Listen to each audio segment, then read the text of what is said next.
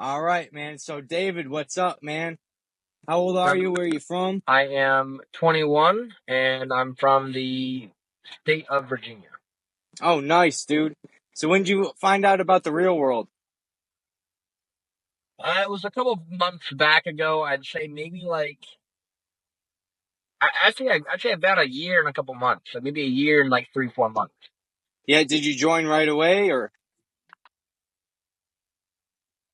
That was, I'd say, when I would have.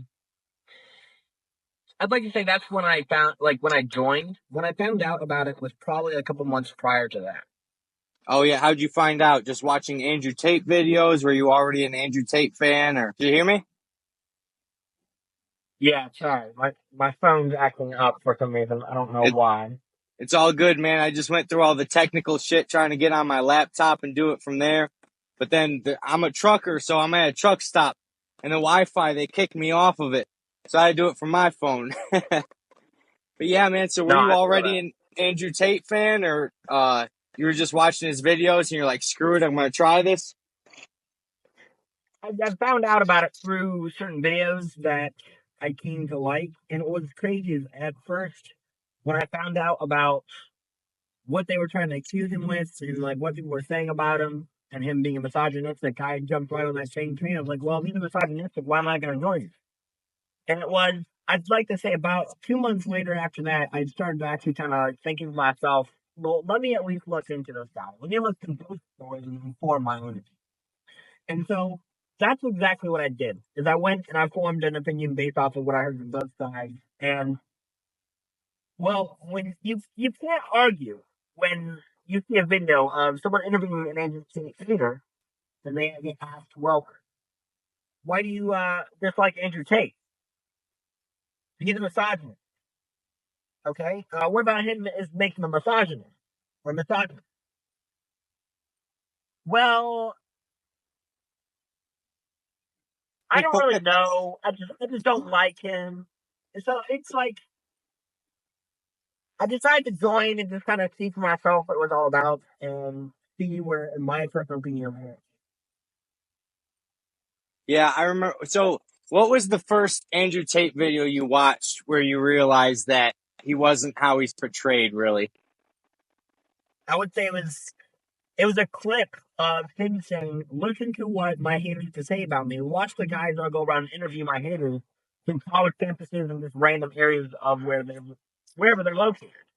And it was one of those clips that I first seen that made me realize I gotta kind of find this out for myself. Okay. And what were you doing at that time, like for work? I would say I'm doing what I'm doing right now. That's basically what I was doing at the time. I was working the same job I am now. Oh, what's that? Well, currently I work at Panda Express. It's a Chinese restaurant company. Yeah. And so you're trying to break out of that, eh? At the moment, yes. I'm looking really. At the moment, I've recently have just discovered God, and I am I'd like to say I'm on that path of taking myself wherever He wishes for me to be. So that's where I'm at this point with the career part of things. Meantime, while trying to figure out that process and that process in of itself, I am inside the real world working on certain business things. So, what was the first campus you joined in the real world? I would have to say because I took a liking to just learning about business in general, I had decided to join the business management camp. Yeah. What was the professor like? What attracted you to that? Like, was there something it said for like the intro, the video? What was it about the video or whatever the pitch was that got you attracted to business mastery?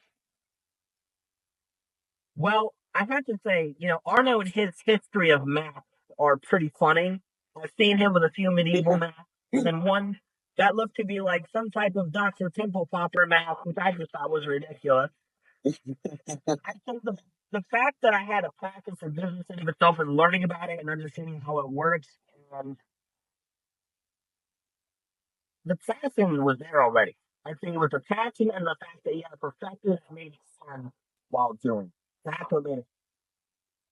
So, what kind of video courses are in the Business Mastery campus? Do you remember going down the first one and seeing what it was like? Oh man. I would say I kind of do and kind of don't because the first video I watched was a while back ago and it was actually part of this G course. And it goes through some of Andrew's old pictures from his original course that Andrew built before making Hustlers University and then turning it into what it is now, the real world. And that one video talks about how you don't need to spend $250,000 upfront to start a business. Let's say, like you mentioned, the makeup company. You don't have to get a warehouse. You don't have to start a brand. You don't have to print labels. What you figure is build a website, see if you can sell it first, then email all your customers saying, hey, look, we've delayed in shipping because of the shortage of this product, so we'll give you a free makeup package or whatever. And so that was one of the first videos I'd ever watched. Was from that in the Business Master campus. Yeah, and then that obviously kind of pulled you into it, got you really interested, inspired, maybe. Yeah, by a good bit. I would have to say that it was learning about that and hearing what the professor had to say about it afterwards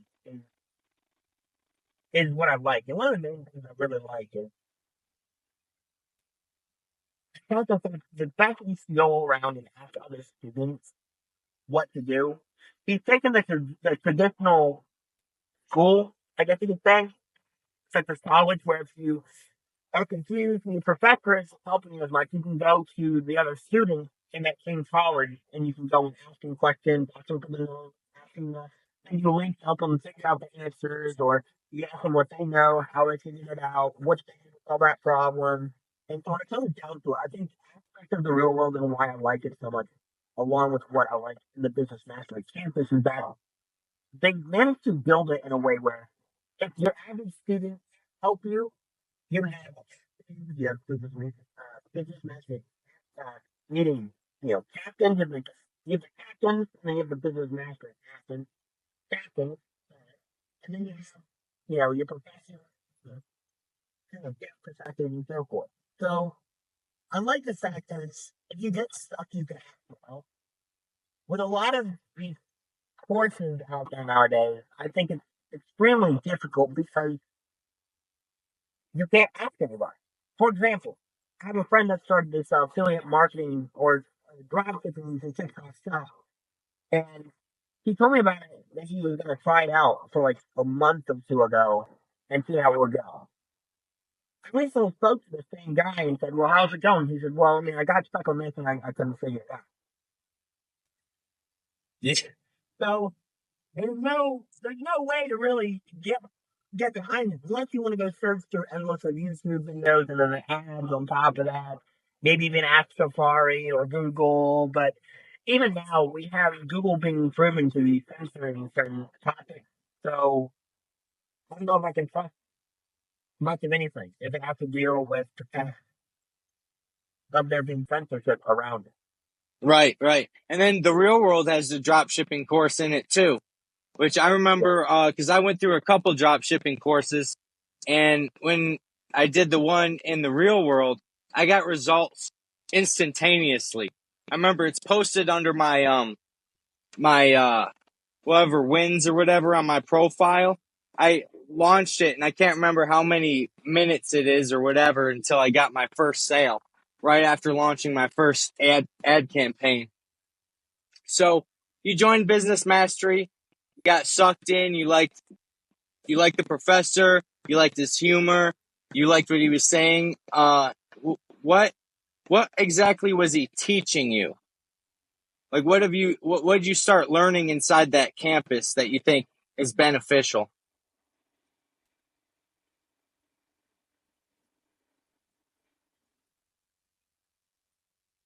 And that's the thing.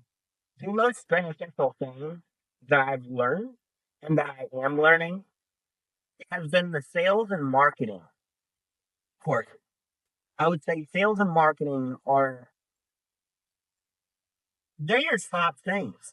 Honestly, they're the sales and marketing go hand in hand with each other and with everything else that's in this world. Everything. When it comes to an interview, sales pitch. When it comes to a job interview, that's also a sales pitch. When it comes to branding, why could you buy us versus this luxury brand? What's the difference between Dior, Louis Vuitton? The branding, the sales pitch, their marketing. Marketing and sales go hand in hand. You can't be a good salesperson without having good marketing. Now, if you have, I guess in some cases the sales can outweigh the marketing, but I'd say the same way as with the marketing. Because if you're a really good marketer, the marketing itself will do the sales job for you. You know, how do you plan on using that? Well, right now I'm going through the business in a box in the business mastery campus, and I'm working on doing a marketing business where I help people with their marketing. Now, I'm still figuring out the logistics of everything and understanding how I can get that to work and what I'm doing already with my life and everything else kind of crazy that I have going on. So I would have to say that at the time being, that's what I'm working on. I still have to build the website and I still have to do the outreach and so forth. But while I'm waiting on doing that in the meantime, while I'm handling certain things, in life in general, I am building connections with very high individual networks Inside the real world or outside? with both, actually. How are you doing that? Well, see, where I work, it's I'm in a very unique position because where I work with someone that has prior experience in the food industry. In fact, he went and grew his own business, his own restaurant business, so about 1.2, 1.3, $1.4 million and then sold it. And so he's invested in real estate for, decent cash flow and so forth, while he's looking for any business opportunities to invest. But at the time being, as of right now, I'm learning certain business things from him and how he runs and operates a store,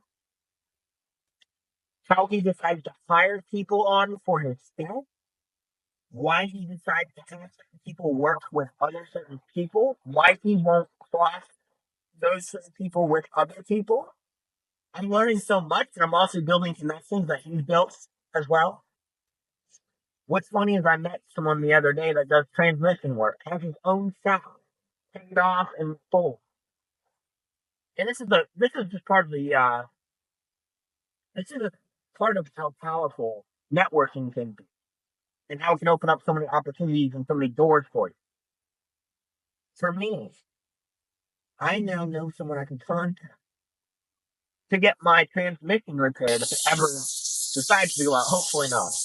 But if it ever does decide to, I know someone I can go and call, and I know that they'll give me a fair price because they know I'm associated with this person. I mean, this other person are good friends, and I Yeah. know for a fact that this guy, the guy who does transmission work for the high individual person I know, the high individual person was getting charged around 3 grand for different dealerships for the work that needed to get done, plus a diagnostic fee and this fee and that fee. I just transmission work just through pure good connections and purely having a good first time meeting and then plenty of other good times meeting each other and getting to know each other over the course of multiple time periods and multiple days and months. The guy that does the transmission work only charges my friend about $300, which is the labor part of it all. Nice, man. So it sounds like your boss at work is a bit of a mentor. He is definitely. That's great, man. Then you have that combined with the real world. And have you looked into any other campuses in the real world? I'm looking at the crypto investing campus as I am waiting for the real world token airdrop. And Yeah. also a crypto holder of the Daddy coin.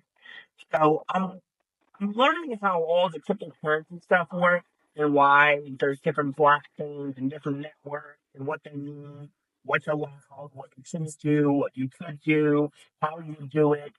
Because there's so much more with crypto. It's just an entire rabbit hole that I'm still going down in the business mastery campus and having some people from there help me. And also in the cryptocurrency investing campus I'm in as well with Professor. Oh, okay. So you're in the investing one. because I was looking at those, man, and the crypto stuff just seems so confusing. And there's what, three crypto campuses in the real world, and there's the trading, the DeFi, and the investing. And it was just so overwhelming. I was like, all right, I'm already in a couple campuses. I'm just gonna hold off on that. But with the daddy coin and the real world coin and all of that stuff, I want to at least know a little bit. I have some daddy, and just going through all the websites trying to get that was a little complicated enough for me, because I Yeah, haven't really messed with crypto to begin with. I bought a little bit of Bitcoin and Ethereum, but then the daddy thing was a whole nother trip. And yeah, man. Do you know? Can you tell me what staking is? Do you know what that is yet, or do you need to explore the campus a little bit more? so staking essentially is it's kind of like earning interest, right? For instance, think like with your bank, right? You bank with Bank of America. Bank of America will offer you different savings. Some of the highest yield of interest than others. Staking is just like interest. It's just like when you put your money in the interest and in the savings account. Now you can move it out anytime you want with a bank, but with crypto you can't. With stake, you're earning basically you're locking your money in that account. You're basically putting your money in, let's say, and for example, in like a savings account. It essentially, let's say with the Bank of America, right? Bank of America will say, "Hey, put your money in this account, keep it there. You'll earn like 2% interest on the amount of money that's in." So that's why every now and then you'll see like a dividend hit your account, right? So when it comes down to it, what's happening with the staking is you're going to lock your coin to the point where you can't sell it for a certain time frame. And that's decided off of a few factors, right? Maybe it's if you're locking it in based off of a time period that you're agreeing to based off of content or based off of fake content. And you're going to earn coins or you can accumulate more of that same coin back to you through stake. So you're putting it on the blockchain where you're saying, I'm not going to sell it, right? And you're going to earn interest based off of how much you put in. Nice. So, do they say in the investing campus when daddy will be available for staking? No, they do not explain that. Now, there's a thing called daddy signals, but essentially what that is they're just going to kind of maybe go over it in the signals class part of things, or the signal in the signal channel. That's what's probably going to go down there. Is that some people say, "Hey, look, he's probably going to do this, he's probably going to do that." I'm not sure because I haven't reached that channel yet. Hence, they did the task like we just picked on that. They want to make sure you don't lose any money, so they will make sure you take it in advance before Oh, you, because they want you to know the basics before you do the intermediate and the master part. I still yet to pass that exam. There's so much to learn, and it can be so confusing at times. yeah. I, I honestly, I'm someone that gets a hold of this stuff pretty good, and I was with the whole NFT rage and was learning about crypto since then. Still don't know it all. I mean, I've learned about a Yeah. lot of it, but there's still so much more to learn, and so much more to still go with. So I think that to some degree, there's always going to have to be learning involved when it comes to crypto. And that's where I also see it as like it's gonna be an issue trying to get the older people in there. Because Yeah, yeah. this this mentor of mine, right?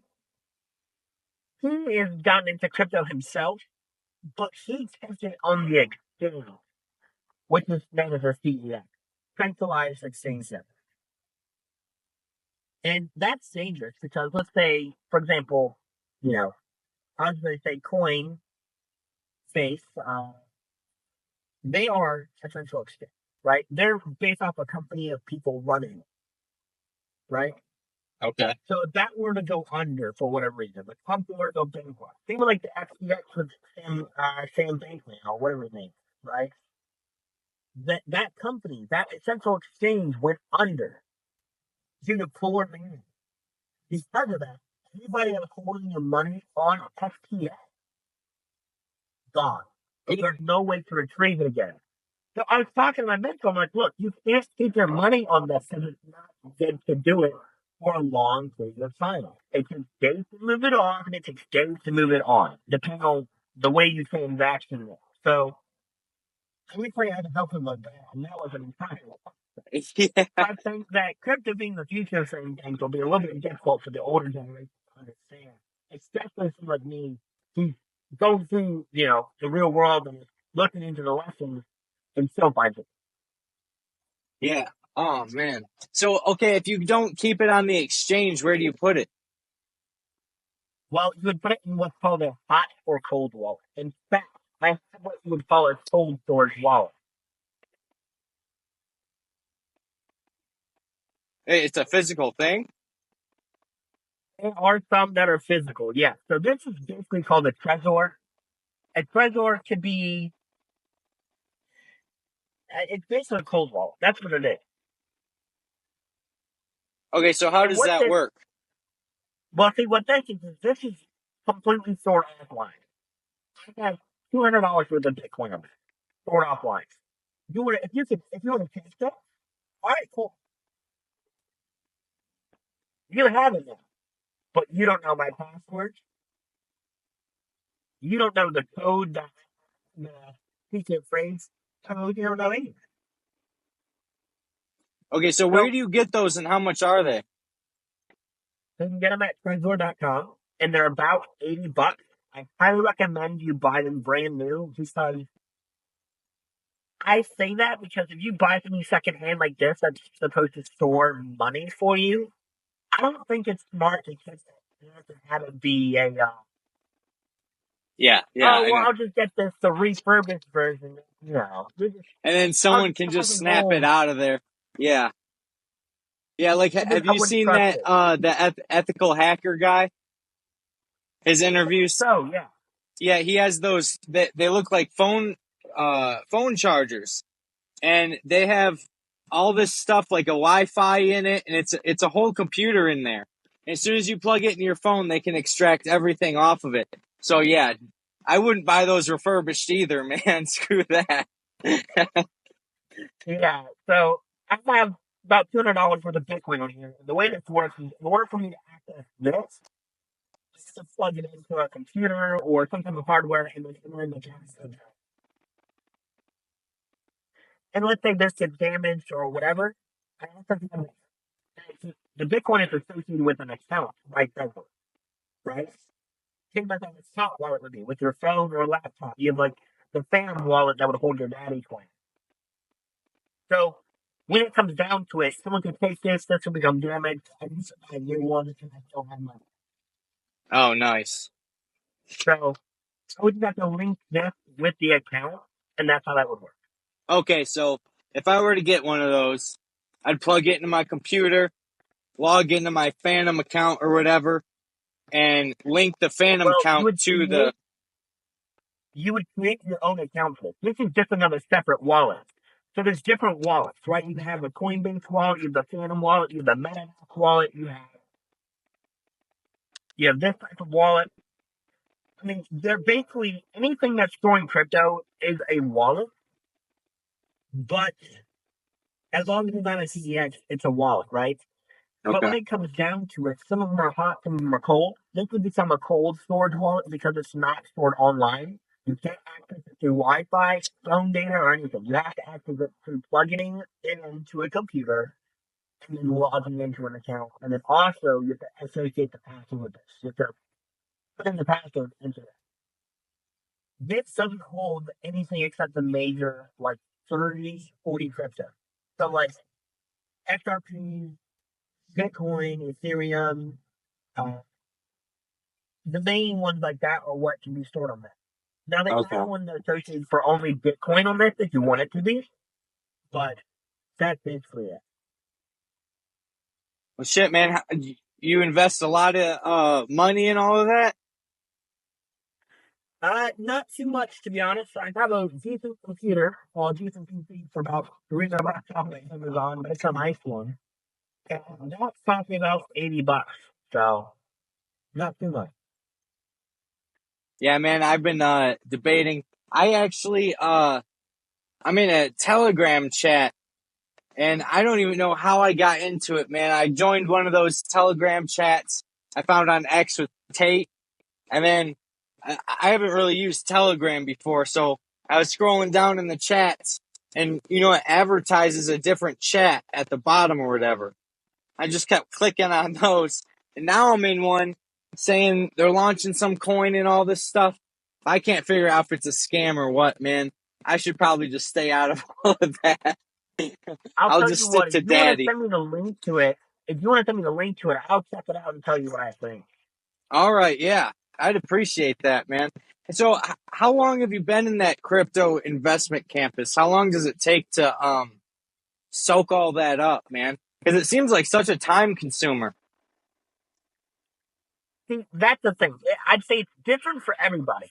Like, there's some people that join the real world and make 3,000 plus or a couple hundred within their first month of joining. Some it'll take 6 months before they make like a serious bit of money. Some people will take maybe a year. It all depends on how much free time you dedicate into the real world and how much time you.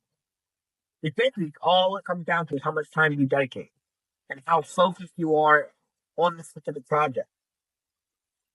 Have you done any client outreach yet? Like even just messing around?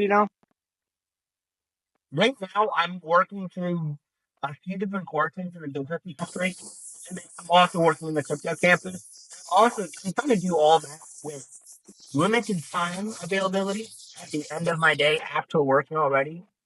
So, a little bit about me I don't want to go too much into detail here, but with my job, there's such high expectations where my boss, right, did 113 interviews, hired about 12 people, fired 8 of them within their first 3 days of work. It's high expectations. It's extremely. Yeah, it's hard to find good workers nowadays too. It really is. My boss will judge you based off if you push in your chair, if you're looking at your phone, and it's like even before the interview starts. If you pull out your phone, how you sit, your posture, everything. My boss will judge you upon it. So she has extremely high expectations. Don't they have a course on that in the business mastery about They interviews and do. stuff? Body language, proper speech, public speaking, a few different things. Yeah. Have you tried the content creation course? Content creation. Is that the one that's like with the AI integrated into it too? Or is that a different one? Yeah, well, there's a couple of them like that because there's the video editing, which has AI integrated into it, and then the content creation. There's so many different kind of things in there, but there's the talk to camera course and the social media management and stuff. See, there's a lot of like crossover in between some of the courses, the different campuses, and I think AI is pretty much integrated into every campus now. What it seems like. I would say it does seem like that, but I also know that Professor Arno is not a big fan of AI. Oh, really? Why? Yeah, when it comes down to it, he was in sales for a couple years before he got introduced into the real world and is doing that. And when it comes down to that, with sales, it's harder to bring more of an emotional report behind things, or it's harder to follow up. And sure, automation is stuff to make your life easier. But when it comes down to it, let's make the same thing with like you. You're more likely to get someone to buy something from you if you actually genuinely have a good connection with them and you want them to. Oh, yeah. See, Well, I it's was, hard to replace that with AI. yeah, and that's where Professor Arnold gets at. Is it's a lot more meaningful when you have a genuine response and just something like that. Oh, you should buy this because it will help you with this. Versus, hey, Jack, I realized that you had issues with this based off when we last talked, and I thought this product would really help you out because of these issues you've been having. So, hope to hear back from you and let me know if this worked out for you. Just something simple like that. is a lot more different from just something that's super automated and isn't as genuine. So you're learning, from Professor Arno, all those sales and marketing skills and all of that. Do you practice that at all? Have you Yeah, changed your life? Yeah. yeah. When it comes down to it, I do it on a daily basis already because sales is just a skill set that can be really it can be improved with very anything you're doing, right? When it comes down to retail, when it comes down to just running, working the front register, when it comes to upselling certain things, when it comes to talking to people, and, helping them understand certain things, or trying to get them to trying to persuade them into helping you with something or doing something with you or whatever it comes down to. Sales is everything. Like I said before, same as marketing. So when it comes down to it, sales is something I'm constantly working. Now, by far, I'm not the best at it, but I definitely think it's something you can work on with. You can feel like you can integrate it into your daily life and what you're doing, no matter what you are doing. Oh yeah, for sure. Like I asked that question because I got a sales job and I remember practicing my pitch and all of this and just practicing my speech, my presentation. I remember walking around on Miami Beach, just practicing my pitches toward women, trying to see how many phone numbers I can get. Doesn't matter if I get it or not. I'm just practicing my sales skills, practicing how I Yeah. approach people. And when you turn it into a game like that, oh my god, it's fun. And then it's like leveling up too. You know, once you get that phone number or whatever, and you're learning how to interact with people on a better level. Like you said, you can integrate it into anything. So you got business mastery, crypto investing, any other courses that you looked into? Not quite yet, as I am working with limited time to really work in the real world. Right. The recent updates they've come out with. Now, I try to dedicate a few hours every week into the real world. And those hours are like meaningful hours where like I'm sitting down and I'm working in the real world for like 3, 4, 5 hours at a time. Just nothing but that. So there's some days where I'm really able to tackle the courses, and then there's other days where I'm just kind of in the chat helping other students or do what I can with work. So I'd like to think that I'm doing the best I can with it, but I also feel like I'm falling short in some ways as well. What do you think you could be doing better? It's like the smaller things. Like for me, I know I like to really sit down and focus and really be like focusing, watching, and listening at the same time in order to get the most feedback and get the most from the lessons that they can provide. But I feel like sometimes it can also be helpful to like even if I'm driving somewhere to sit there and listen to a lesson or do something of that matter. But I don't feel like I retain it as well. So that's why I really try to sit down and have that dedicated time for it. Well, in your defense, when you can't really do it while you're driving because you have to keep hitting the next button to go to the next lesson, and that can be dangerous. Otherwise, man, I'm driving, 9 to 11 hours a day, and I could soak up the whole app in probably a couple weeks if I was just listening to it while driving. But I can't be sitting there touching my phone and stuff and answering questions. So yeah, it is better. Plus, like you said, you retain it better if you're just that's your only focus. And yeah, man. So how long have you been in again? A Well, year and a couple months? I'd like to say, yeah, based on my seniority rank, I'm about to be a gold king. So Oh, I'm at nice. gold queen section level right now. I recently realized that the emerald and the diamond as well after the gold. So I am excited for that. I'm excited to see what level I'll hit when. But they also had noticed the power surge they had introduced as well. We have to consistent for a 14-day period, and then you get the low lightning bolt, but you have to keep up with that consistency in order to keep it. So I thought it was really cool and really unique how they're updating the platform as needed. I do love that. It's not just oh, well, you can count on the twos, and then we're already the best, so there's no need to do anything else. We're good.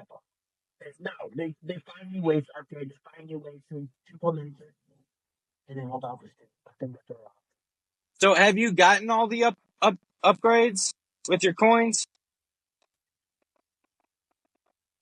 I found as many as I can. I think the only, I think there's like two I don't. One of them is like the creating the plan, and that's like, Oh, dude. Yeah, yeah, but it's not released yet, right? I'm so excited for that one. That's so cool, dude. yeah. Because I've had the voice notes one done. I also had, I think all the other power ups done. I just don't have. I feel like there's another one I'm missing out on. There's the Matrix free email. Oh, I do have that one. Yeah. Oh, really? I thought that one wasn't released yet either. It is released, so I think they're working with final touches on it right now. So sometimes it won't work, and sometimes it will. Okay, But so what is that? Is that like their own email server? So instead of like at Gmail, it would be at the real world or something? yeah, That's awesome, dude. yeah, Dude, this app is so cool, man. it is pretty cool. I'm excited to see what else they have in mind. I'm really actually excited. And I do have to say, I just want to touch base a little bit with like the allegations between the Tate brothers and so forth. Even if you think, even if they're not a fan of it, you have to understand you're not really going to see too many. You're not going to see them too much, right? It's based off of them running it, and it's based off profession that they show. Like him or hate it, this campus is better than any university degree you'll get, and it will teach you far more. Like you can go and get a degree in public, or you go and get a degree in marketing, but you're not doing the daily marketing that the business matters and doing daily. And so Well, that's what will make it struggle for them. If not they'll only get out, that, but it's better than any other online course too. Because like you said with your buddy, right? You buy a course, let's say for three. I've paid up to 6 grand, or no, I've paid up to 10 grand for courses. Okay, and they you get a series of videos. You might get a weekly group call, but they're not. It's not insanely fast results like some of the campuses in the real world are. Like in some of the campuses in the real world, like the ecom first day made money. I joined another course in the real world where it was based off getting clients, and I got 3 clients my first day of outreach. I messed that up later, but still, it's like I'll tell you what, okay, that failing is, I'll tell you what, the true value that this course is that client failing process has given you is the fact that you now have something that one, nobody can take away from you. You've learned a lesson that you can now implement into others. Two, you you doing that and then also failing is far more valuable. The failing process in which you've already been through is far more valuable than any degree or any certification you get besides, like, of course, lawyer. Listen, if you're going to be a brain surgeon, please don't tell me you went to the real world or brain surgery well, or you in went 10 years, to who AI. knows? I would say it's kind of scary with the AI because the last thing I want is a brain surgeon doctor who used AI to pass his classes, making 200 grand a year to be poking through my brain. Right, right. So I just, certain things like that. I'm like, hey, look, you go get that degree. Don't get it. Then you come back and talk to me. Otherwise, man, we ain't talking. I'll happily die before I let something like that go down. Yeah, but So in the real world, man, they push you to actually just get started with it, especially with the campuses that require getting clients. It's like that's the biggest part. That's the biggest hump to get over. And then the work can be easy. So man, it's just great. You're not going to get that in college. You're not going to get that from any other online courses. You're not going to get that from YouTube videos. It's just awesome. it really is. And what's interesting about I'm really amazed to see that no one considers seniors having a platform to do. Like I'm almost sad about that, right?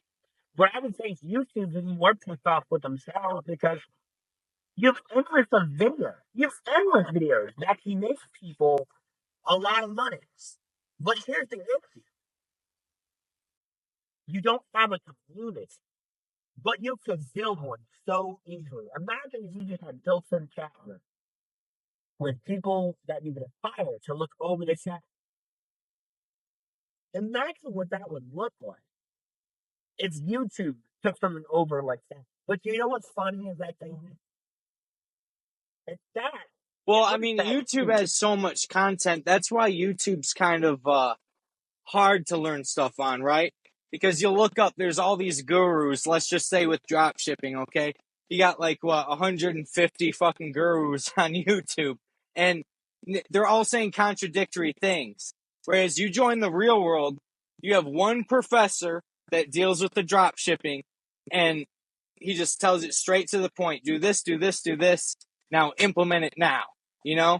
And with YouTube, there's just so much stuff that you just drowned in a sea of information that all contradicts each other. And yeah, but the real world's a place to go to learn anything dealing with making money online. I mean, I can't think of one thing uh, that's not in the real world that deals with making money online.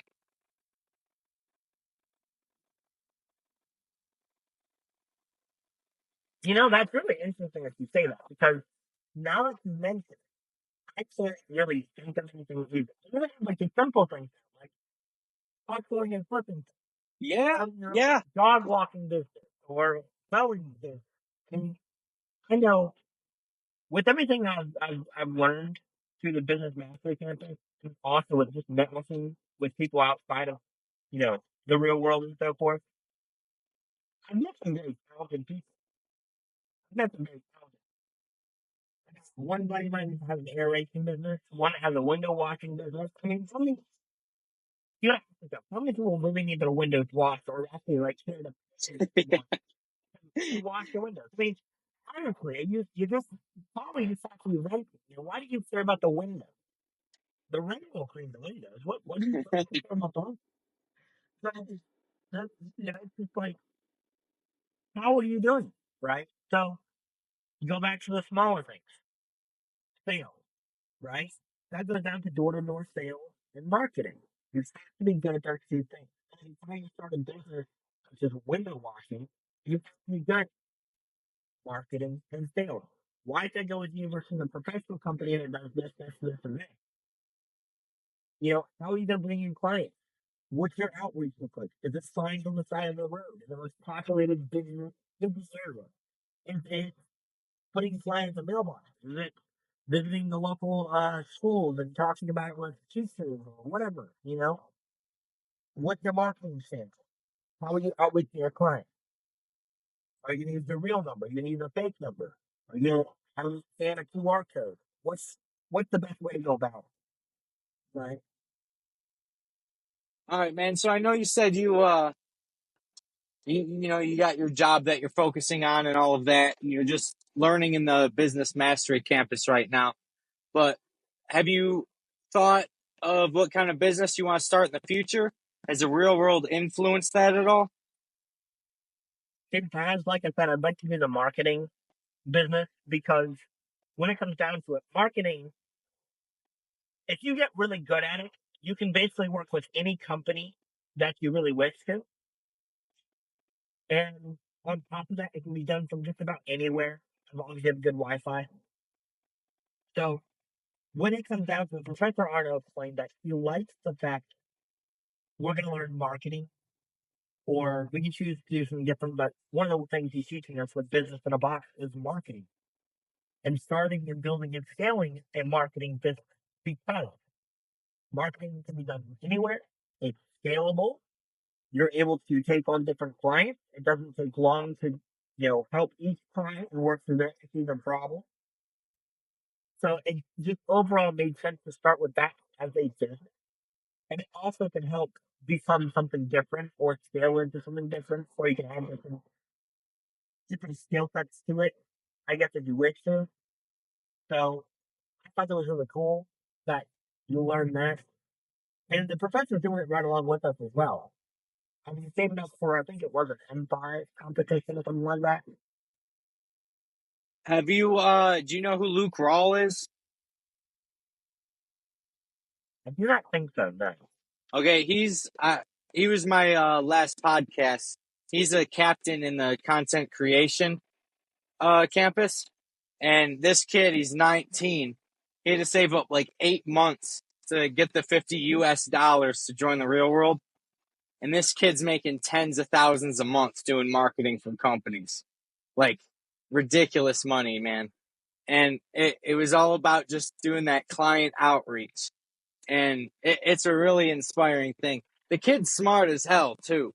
Like I was talking to him, I was like, God damn, the way he speaks everything, he's got it going, man. So I definitely recommend you watch that because he's killing it with the marketing, man. If you want to do that, he's a really good guy to talk to. Also, he's in I the would love to get. campus. Tell you what, I'd love to get in contact with him. If you can send me his contact details or his social media, I'd love to send him a message. And if you'd let him know that, I'd probably send him a message as well. So, love to Right. Well, talk. he's in the real world, man. I'll send you some stuff. Sounds good. All right, man. Well, it was nice talking to you, man. Hopefully, you start reaching out to clients soon. I think if you start reaching out to clients, you can keep your mentor in the physical world and maybe work on something with him and get rich as hell pretty soon. I hope so as well. I do think I'll do big things because he's not the only mentor I know that's worth a few million. So, that's actually it's been quite the process for me and with my life at the moment. So All right, man. Well, maybe we'll do this again down the road, and hopefully, you'll be making a fuck ton of money. I hope so, man. I hope so. All right, man. Keep me updated. Will do.